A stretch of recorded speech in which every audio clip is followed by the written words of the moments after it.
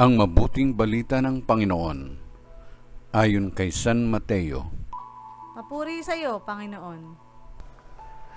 Noong panahong iyon, sinabi ni Jesus sa kanyang mga alagad, "Pag-ingatan ninyo na huwag maging pakitang tao lamang ang paggawa ninyo ng mabuti.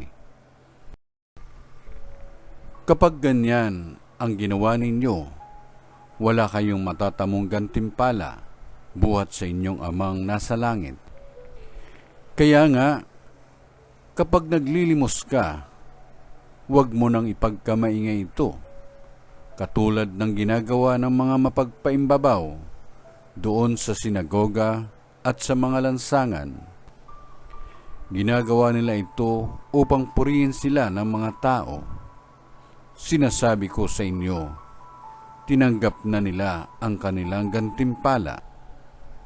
Ngunit kung naglilimos ka, huwag mo nang ipaalam ito kahit sa iyong pinakamatalik na kaibigan upang malihim ang iyong paglilimos.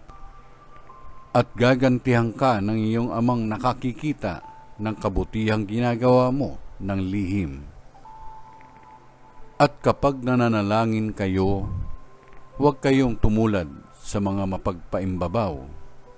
Mahilig silang manalangin ng patayo sa mga sinagoga at sa mga panulukang daan upang makita ng mga tao.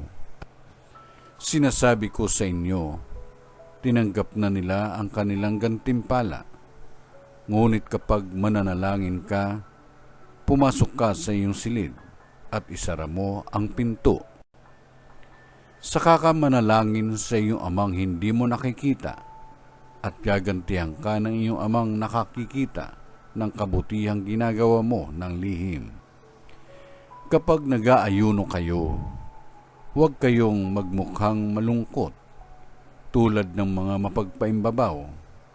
Hindi sila nag-aayos upang malaman ng mga tao na sila'y nag-aayuno.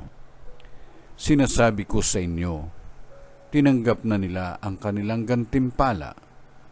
Kapag ikaw ay nag-aayuno, mag-ayos ka ng buhok at maghilamos upang huwag mapansin ng mga tao na nag-aayuno ka.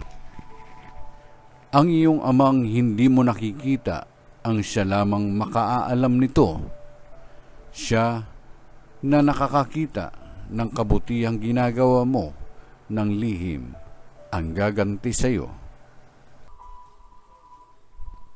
Ang mabuting balita ng Panginoon. Pinupuri ka namin, Panginoong Hesukristo.